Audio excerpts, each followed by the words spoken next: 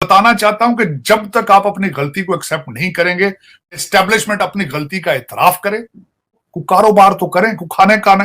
देखिए, जब पेट में खाना होगा, जब इकॉनमी ठीक होगी, सोचें भी ठीक हो जाएंगी। लेकिन जब भूख से जान निकल रही होगी तो फिर क्या करेंगे? क्या करेंगे? भूख का क्या मजहब होता है? कोई मजहब नहीं होता। वहां पे रोटियां तंदूर होंगे, वहां पे ढाके पड़ेंगे, जो 50 रुपए की रोटी होगी। तो आप पिछली दफा भी भागे थे, रिजाइन दिए बगैर भागे थे, आपको शायद याद। वो ऐसे ही किसी को कहा था मैं सब्जी लेने गया हूं, तो वो लंदन भाग गए थे। पिछली दफा भी ऐसे ही गए थे। मुझे आज भी फिट पड़ता है, आप गवर्न करने की सलाहियत रखते हैं अपने आप को? नहीं रखते। 1947 से पहले तो इस मुल्क के बंटवारे पे मैं एग्री नहीं करता। मुल्क का एक ऐसा टुकड़ा, मुल्क का एक हिस्सा ऐसी जगह पे जिसको आप डिफेंड ही नहीं कर सकते, जिसको आप गवर्न ही नहीं कर सकते। फिर आप इतने ज्यादा रेसिस्ट हैं जिसकी हद कोई नहीं है। पाकिस्तान बनाने की मूवमेंट बंगाल से शुरू हुई है, बंगालियों ने पाकिस्तान बनाया था। बिल्कुल, आपकी आबादी भी उनसे ज्यादा थी। आपने बनते ही उनके खिलाफ साजिशें शुरू कर दी। आप सर 75 साल भारत नफरत हमने सिखाई है सिर्फ स्कूल कॉलेजेस में।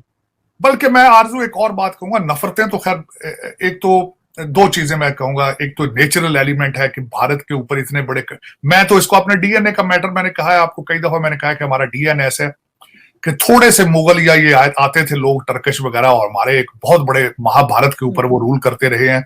आज जो वो नफरतें हैं वो उसके रिजल्ट है, उसका नफरत है, पाकिस्तान से नफरत। कि जज एक कहीं और जाता है तो अपने मर्जी के जजों के पास ले जाते हैं केसेस फैसले कराने के लिए। तो फिर फॉरेन इन्वेस्टमेंट कहां से आएगी? कौन आएगा? पागल होगा आएगा वहां? मुझे ये, आपका इमेज क्या है दुनिया में? कांगो है आप, कांगो, दुनिया घाना के साथ आपका कंपैरिजन करती है, ये सीरिया के साथ आपका कंपैरिजन। अब तो पठान भाई जो नस्वार खाने वाले, वो भी आपसे आगे निकल चुके हैं। इस वक्त उनके पास डॉलर भी आपसे ज्यादा है, डॉलर की कीमत भी अफगानी करेंसी में कम है, और आपसे ज्यादा सुकून है अफगानिस्तान में इस वक्त। कि इंडिया ने जो है वो कोई कैंसर के लिए जो है, कैंसर की डिजीज जो है उसके लिए कोई इलाज दरियाफ्त किया है, उसके ऊपर भी मैंने आपका ट्वीट भी बल्कि देखा। हम ना सही, हमारे पड़ोस में तरक्की की तरफ जाया जा रहा है, कैंसर की रिसर्च की जा रही है, और वहां पे खबर आई है कि उन्होंने कैंसर की एक किस्म का उनका तजर्बा ठीक रहा है भारत का। एक तरफ पे लोग जो हैं वो अपने सैटेलाइट बार ऊपर भेज रहे हैं, लोग जो हैं वो नई बुलंदियों को टच कर रहे हैं, हम पस्तियों की गहराइयों को टच कर रहे हैं, ऑपोजिट। और जो दुख वाली बात सबसे ज्यादा है कि डीएनए सेम है, डीएनए सेम। आज आपकी मैं तस्वीर खींच के आरजू किसी चैनल पे लगा दूं कि आप, you were born in Mumbai, you are from Karnataka, तो कोई कह नहीं सकेगा क्या। हमारा डीएनए, खाना एक है, सोच एक है, हर चीज एक है। लेकिन क्या वजह है, क्या वजह है कि 76 साल से धोखा है एक? मेरी समझ, मैं बहुत कंफ्यूज हो जाता हूं इस चीज में। बांग्लादेश के बारे में नहीं, आखिरी बात करना चाहूंगा जी। देखिए 47 को आपने 1947 में भारत को छोड़ा, आप पाकिस्तान बना है, ठीक है। उसके बाद क्या हुआ? मैं छोटा सा कंपैरिजन मेरे सामने आज मैं पढ़ रहा था अगले दिन कि इस वक्त बांग्लादेश के फॉरेन रिजर्व 33 बिलियन डॉलर है, भारत का 560 बिलियन है। अब मैं दूसरा कंपैरिजन कर रहा था, 1972 में आपकी आबादी सिर्फ 6.5 करोड़ थी, 6.5 करोड़। और मैं अगले दिन एक आर्टिकल में मैंने पढ़ा कि यूएई के जब एक दफा यहां पे 1960s में आए, आपका दिमाग इतना खराब था, शुरू से ही आप इस तरह के लोग हैं। और सर वो न्यूज भी आपने देखी होगी, वो जो एक ख्वाजा सरा को राशन देने के लिए कहने के नाच के दिखा। बिल्कुल, ये वाली कौन है हमारी? ये तो अभी हर बंदे को नचाएंगे, ये तो पूरी कौम नाचेगी आटे के लिए भाई, ये तो पूरी कौम नाचेगी। लेकिन आरजू, मैं दुख होता है, मेरी मादरे मिल्लत है, लेकिन पस्तियों की नए से नए स्टैंडर्ड आप दरियाफ्त कर लेते हैं, नए से नए। मैं सोच भी नहीं सकता था कि अफगानिस्तान भी आपसे आगे निकल जाएगा। लेकिन कभी 22 करोड़ लोगों ने, 23 करोड़ लोगों ने भी कभी सोचा है कि हमारे साथ क्या हो रहा है? हमें धोखे दिए जा रहे हैं। अकाउंटेबिलिटी हम करेंगे, हम IMF के मुंह पे पैसे मारेंगे, यहां घर बनेंगे, लोग बाहर से आकर मजदूरियां करेंगे, हम ये कर देंगे, हम वो कर देंगे, किस खामोशी के साथ। और मैं ये बताना चाहता हूं कि जब तक आप अपनी गलती को एक्सेप्ट नहीं करेंगे, माफी भी नहीं होती, खुदा के दर पे भी माफी नहीं होती। और आप उसके बाद तरक्की भी नहीं कर सकते। आपका जहन ही नहीं इजाजत देता जब तक अपनी गलती ना माने। आज मैं ये बिल्कुल चाहूंगा कि एस्टेब्लिशमेंट अपनी गलती का इतराफ करे। दूसरी बात है, मैं आखिर में ये भी ऐड करना चाहूंगा कि वहां पे जो वो शंघाई कॉन्फ्रेंस हो रही है, वहां से बिलावल भुट्टो के लिए भी इनविटेशन आया है। कल मुझे ये पता चला है कि वो प्राइम मिनिस्टर साहब को भी इनविटेशन की बातें हो रही हैं। मेरे ख्याल में इन दोनों को जाना चाहिए। चीजें स्लो करें, आइस मेल्ट करें, जो कुछ भी है कोशिश करें नफरतों को कम करें, क्योंकि मेरे ख्याल में नफरत एक ऐसा पैशन है, ये तो पैशन की एक शक्ल है लेकिन नेगेटिव। उसका अपनी आपकी सेहत पे बुरा असर है, आपके कंट्री के ऊपर बुरा असर है। कोशिश करें पॉजिटिव पॉजिटिव पॉजिटिव सोचें। मेरे ख्याल में इससे बेहतरी इसी से आएगी। और 21वीं सेंचुरी में एक बात कभी ना भूलें, मैं हमेशा ये कहता हूं, एक बात कभी ना भूलें आप, हम वो लोग हैं जिनकी सोचें एक है, जिनका कल्चर एक है, जिनका डीएनए एक है, जिनका खाना पीना हर चीज एक है। और इस तरह की चीजें आपको दुनिया में कैसे कहीं नहीं, कोई और ऐसी कौम नहीं मिलेगी जिनके साथ, ना हम पाकिस्तानियों को मिडल ईस्ट से ये चीजें मिलती हैं ना कहीं और से मिलती। ये सिर्फ चीजें भारत है, बांग्लादेश है, बल्कि नेपाल के साथ भी हमारा कल्चर सिमिलैरिटीज। तो ये एक बड़ी यूनिक है चीज। इसके ऊपर पॉजिटिव इसके ऊपर सोच होनी चाहिए बजाय नेगेटिव। मजहब, मैं हमेशा ये कहता हूं आरजू, हम पैदा बहसीते इंसान होते हैं, मजहब और नाम बाद में दिया जाता है, और उसके पीछे इतना नहीं जाना चाहिए कि आपको तकलीफ, आपको आप हर्ट होना शुरू हो जाए। तो ये एक मेरी जो सोच ये है।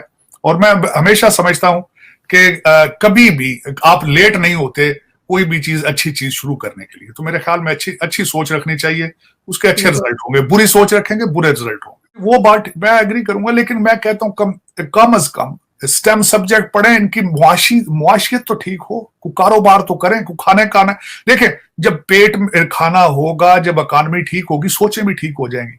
लेकिन जब भूख से जान निकल रही होगी तो फिर क्या करेंगे, क्या करेंगे? भूख का क्या मजहब होता है? कोई मजहब नहीं होता। तो सर ये तो चाहते हैं कि आम पब्लिक समझ ना सके, सोच ना सके, ये इसीलिए तो उसको ये खाना कम दे रहे हैं।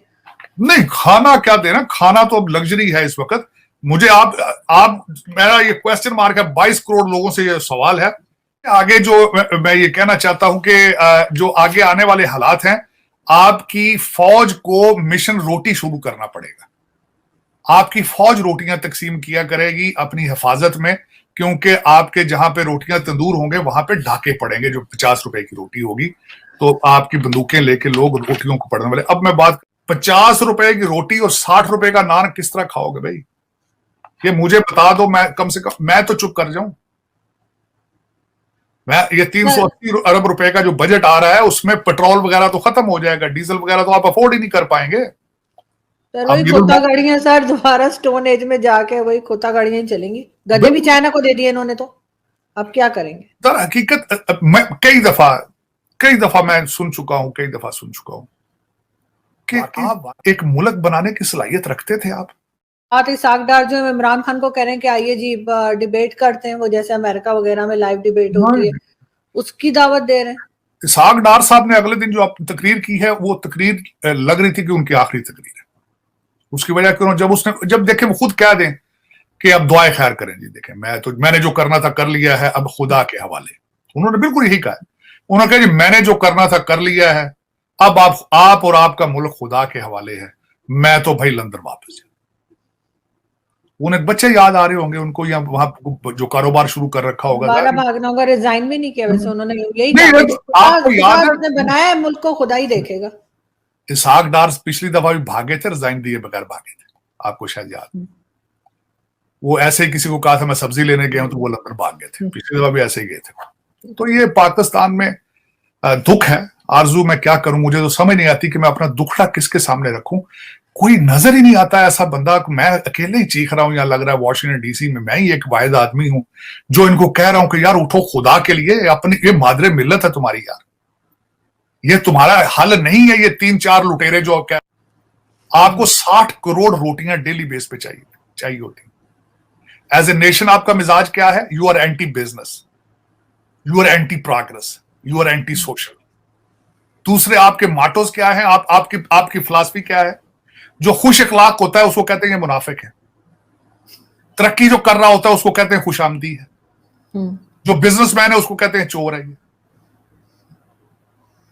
सारा दिन सोशल मीडिया पे टिकटॉक पे आवारगी आप करते हैं। और सर जो सच बोल रहा होता है, सर जो सच बोलता है उसको कहते हैं गद्दार।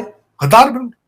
और सबसे बड़ी बात यह है कि नफरतों से भरे पड़े हैं, और आज तक मेरी समझ से यह बाहर है कि सारा दिन टिकटॉक को ट्वीट करते हैं। इन लोगों को यह नहीं बता सकता, जिहाद बताएगा कौन निकले, लेकिन अपने बच्चे जो अपने लौंडे लपाड़े वो लंदन में जमा करा रखे हैं ऑक्सफोर्ड जाने के लिए। अपने बच्चे जो है 22 करोड़ लोगों के बच्चों को मरवाना चाहता है, कहता है ये ब्लड लाइन है, मुझे अरेस्ट किया तो तुम मर जाना, फट जाना तुम। कैसा ये इंसान है, मेरी समझ से बाहर।